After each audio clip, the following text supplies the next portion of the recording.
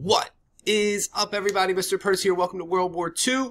This is part 2 on the rise of the Nazis, and just a quick little review. So we're going to talk about Hitler here, the Nazi Party, and just kind of a quick overview on this. We'll do a lot more within class, but just a quick reminder here on from the end of the last Ed puzzle is there's issues going on in Germany after World War I. Not only do we have the Treaty of Versailles, which is a problem, and we have the Great Depression, which is going to start, we also have this new government called the Weimar Republic. And I just want to remind you just one more time, they are not well liked.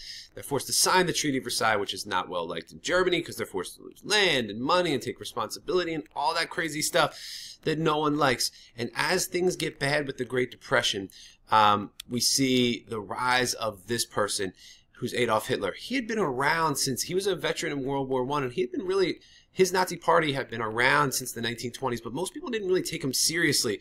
And after using the inspiration from Mussolini in Italy, Hitler's actually going to try and overthrow the government in the mid-1920s, and he's actually arrested.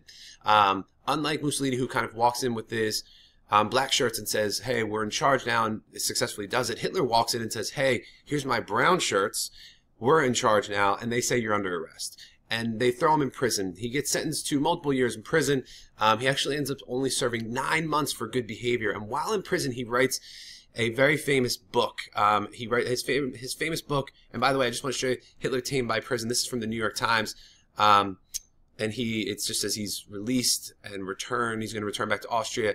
And that it looks like he's not going to be a problem in the country anymore. So just kind of an interesting article of how perspective in 1924 is really just not very accurate. So Hitler's idea is he's going to use fascism. He doesn't call his party the fascist party like Mussolini does. He calls his party the Nazi party. And while in prison, he writes this book called Mein Kampf, which means my struggle. And this is Hitler's book, which basically outlines Hitler's plans for Germany if he is able to take control. He says, number one, we want to make German pure again. Pure German. Now remember, what makes a German? They really just, it's just that they speak German. But in Hitler's mind, to make Germany pure, anyone who is undesirable, anyone who is not really, in his mind, German. So for example, Jewish people. There's also this group of people called Gypsies or Romas who are in Germany. If you are living in, we want to kick out anyone who is not of true German heritage in the mind of Hitler. So just like in the United States, there's not really one definition of what makes an American, but some people have this kind of ultra-nationalistic view of what American is. This same kind of idea of how to make Germany pure. His other thing that's really popular is he says, we're going to go against the Treaty of Versailles. We've been treated by the rest of the Europe as if we are the bottom of the barrel, that we are the lowlifes. We need to rise up again. We need to say we're going to go against the Treaty of Versailles, build our land back, or get our land back, build up our military, and we will eventually be successful. So in doing this, his ideas kind of start to gain traction. And I just want to, his party, the Nazi party, which is called the National Socialist Workers' Party, this is in the Reichstag, which is the German Congress under the Weimar Republic. So unlike the United States, in Germany, you elect political parties. And when you elect a political party, it's not just two-party system, really like it is in the United States where we have Democrat and Republicans. In Germany, there's multiple parties. And you can see here 1, 2, 3, 4, 6, 7, 8, 9, and then the other parties, which is other groups. We have a dozen or so parties. In Nazi Germany in 1920, or in Germany under the Weimar Republic, the Nazis received 12 members in the Reichstag, in Congress. So there were 12 seats given to the Nazis in Congress of 491. September, we got 108, 230, 196, 288 in March of 1933. This is a huge jump, and this is as the Great Depression is really getting going. And then in 1933, they win 661, which is all the seats, because after the Nazis win this election, they put Hitler as their leader, and they eventually say, we're going to give Hitler dictator powers temporarily. And by temporarily, it really means forever, but they call this the Enabling Act, and they are going to give Hitler powers essentially to become a totalitarian dictator.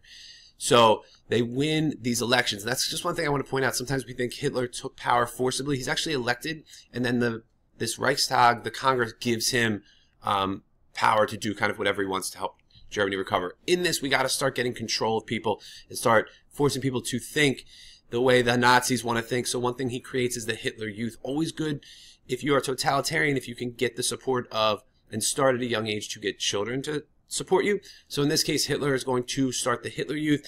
These kids are going to learn about Nazism. They're going to learn about the way of Hitler. They're going to sing songs about Hitler. They're going to praise Hitler. They're going to learn about how evil and bad the Jewish people are. And this is going to be kind of almost, this is where the brainwashing comes in. We also talk about brainwashing. I would say the one brainwashing thing that does take place and is true is not with older people. It's really with the younger generation, where schools are really going to use a lot of propaganda to teach kids, and as they grow up they think that this is the correct way. One other reason that Hitler gains a lot of support and continues to gain a lot of support is in 1932, right before he takes and his Nazis take power, there's a 30% unemployment rate in Germany.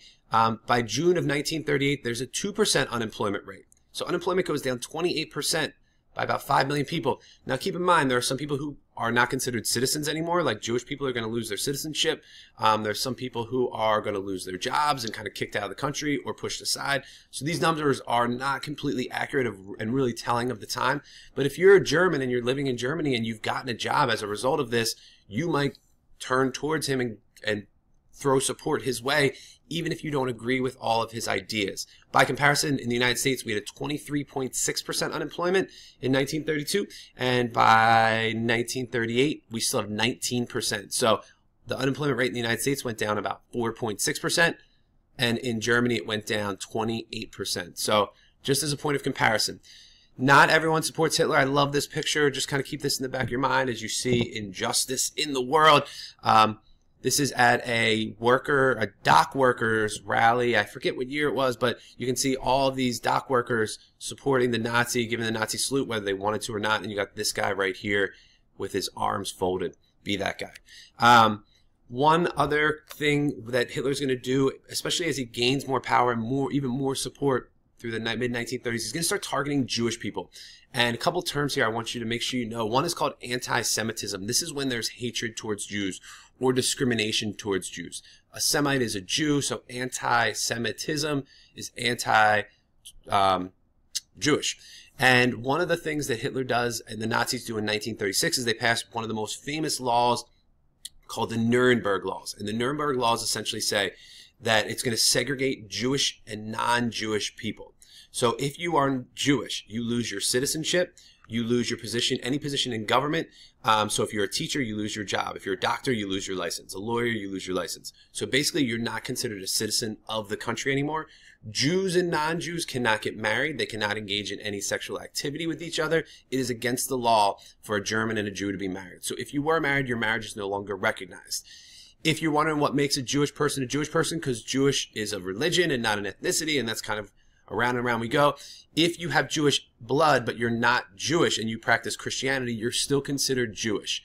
If 1/4, so this is supposed to be you, this is your parents, this is on your mom's side, this is on your dad's side, anything that's dark is considered to be Jewish. So we're a little social Darwinism here. So even if of your grandparents, one of your 4 grandparents was, right here, if one of your 4 grandparents was Jewish, you are considered Jewish no matter what. So we're really kind of labeling people. We're targeting specific groups. This all in German says what you can do and what you can't do. We're legally saying segregation is okay. We put a lot of propaganda out. This is a magazine called The Ugly Jew. This is a children's story that talked about how Jews can't be trusted. And this is supposed to be a high school girl who is being seduced by an old Jewish man. They're going to start measuring the width of people's noses and heads and faces to try and figure out if you're Jewish or not. And this is just Jews, like basically Jews are forbidden. So we got all of these things where we see this anti-Jewish sentiment that has existed in Germany for hundreds of years, but Hitler's kind of tapping into it. One of the first steps taken against Jews is what's called the Night of Broken Glass, or Kristallnacht in German.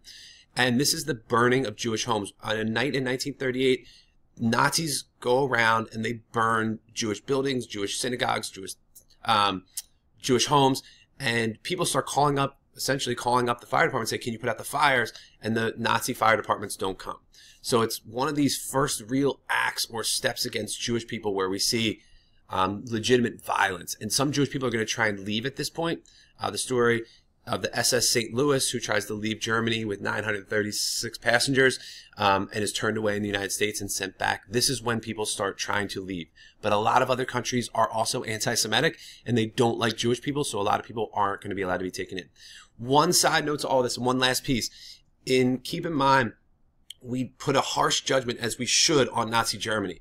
But don't forget to think about the United States at this time. There's also serious segregation laws.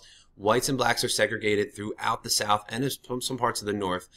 We have very little justice for African Americans in the United States. So oftentimes we look at this original part, just the segregation. We're like, I can't believe that people allowed this to happen.